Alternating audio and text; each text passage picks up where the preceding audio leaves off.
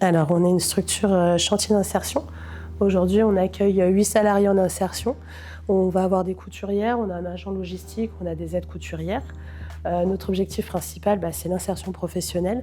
Pour ce fait, donc, on a l'un de nos supports qui est l'upcycling, donc la couture. Le principe, c'est de récupérer des dons, des apports volontaires de plusieurs clients particuliers ou même de professionnels pour réutiliser toutes ces matières et pouvoir en faire des accessoires.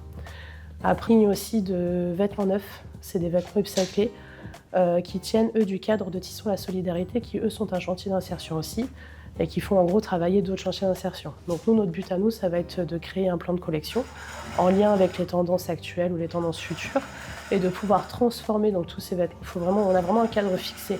Ça veut dire, par exemple, on va avoir des changements de sens. Donc un changement de sens, ça veut dire un pull va devenir un gilet, ou un gilet va devenir un pull. On est vraiment tenu par ce cadre-là, et de vraiment avoir une transformation flagrante à la fin, quand les couturières ont travaillé ce modèle. En fait, il ne faut plus qu'il soit reconnaissable en fait, dans l'état quand il arrive en boutique.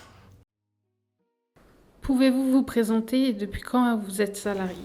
Donc bonjour, moi je m'appelle Lise Boyer, je suis salariée au sein des ateliers depuis plus de 2 ans, en tant que couturière d'abord, et maintenant je suis assistante encadrante. Bonjour, je m'appelle Evelyne Roger, j'ai commencé le 4 novembre 2025 en tant que couturière. Voilà.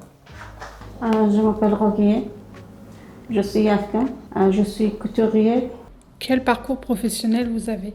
Alors moi je suis issue de la couture, j'ai fait toutes mes études dedans, donc j'ai fait BEP, CAP, j'ai eu mon BTS modéliste aussi. Et après j'ai fait 11 ans de couture dans un atelier de prêt-à-porter de luxe. Je suis couturière à la base parce que j'ai fait des études pour. J'ai donné des cours de couture en Afrique aussi parce que je suis partie 4 ans en Afrique. Mais sinon, avant d'être ici, j'étais animatrice dans les centres de loisirs et je travaillais dans les écoles. Ah oui, c'est moi dans le pays de travail.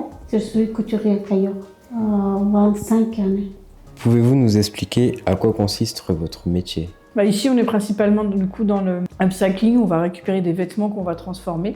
Donc notre métier, nous, c'est la couture, c'est travailler sur une machine. On va être tout le temps à chercher, innover, à se remettre en question pour trouver des bonnes techniques, aller le plus vite possible, être le plus efficace possible. Enfin, c'est beaucoup de manipulation et de passion surtout.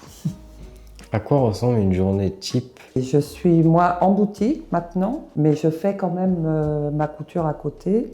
Je cherchais les vêtements, après regarder, tâcher, déchirer, après on changeait le modèle.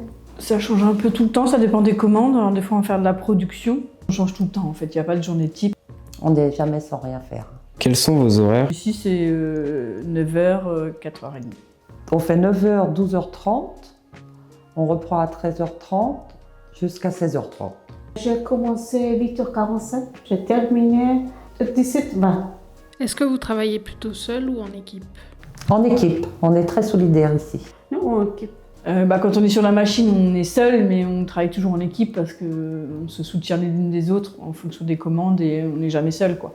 Est-ce que vous créez à partir d'une idée ou il y a des modèles imposés ? Alors il y a toujours les modèles fixes du catalogue, mais après on n'a pas de limite sur le tissu employé, la couleur, donc on est assez libre, il y a quand même pas mal de créations. Selon vous, qu'est-ce qui est facile et difficile dans ce métier ? C'est plastique, difficile. Plastique un petit peu, marche pas bien. Des matières très épaisses, genre du tissu d'ameublement, le cuir aussi. Tout ce qui est élastique, tout ce qui est jersey, tout ce qui est maille. Si on les fixe pas, en fait, ça bouge tellement sur la machine que on peut pas les maîtriser, ça fait des plis, ça tire, ça fait des vagues, c'est hyper compliqué. Quelles sont les qualités et les compétences qu'il faut pour être couturier ou couturière ? Il faut connaître le tissu, il faut repérer les matières, savoir coudre quand même, évidemment. Regarde, ce modèle, c'est aider, c'est on réfléchit, c'est quel modèle bien, quel modèle pas bien. Je dirais la patience, c'est le premier truc. La patience, la passion et la création. Selon vous, quels sont les avantages et les inconvénients de ce métier ? D'être manuel. Les avantages, c'est encore la création, moi c'est la créativité. Après les inconvénients, c'est que c'est un milieu qui est très bouché. Il n'y a pas beaucoup de travail dans le domaine. Avec tout ce qui arrive avec les machines, les commandes internet, est-ce que vous n'avez pas peur que le métier il se perde ? Non, parce qu'on ne fait pas de l'usine, on reste dans l'humain, c'est des commandes du local. La couture, non, ça restera parce que c'est vraiment très très manuel. Une machine, elle ne saura pas faire ce qu'on fait. C'est trop minutieux, il y a trop de manipulation. On a encore cette chance-là, c'est qu'on ne peut pas robotiser. Mais après, quand on veut des choses de qualité, créées, humaines, ça dépend de ce qu'on veut en fait. On aura la clientèle qui voudra acheter du Made in France. Et cette clientèle-là restera. Après, oui, on n'aura pas une clientèle très large, forcément. Est-il possible de créer sa propre marque suite à un parcours comme le vôtre? J'aimerais bien créer mon entreprise. J'ai envie de dire tout est possible, mais il faut beaucoup d'énergie, beaucoup de temps et beaucoup de passion. Pour débuter, quels conseils donnerez-vous Pour à la débuter, personne? savoir coudre droit.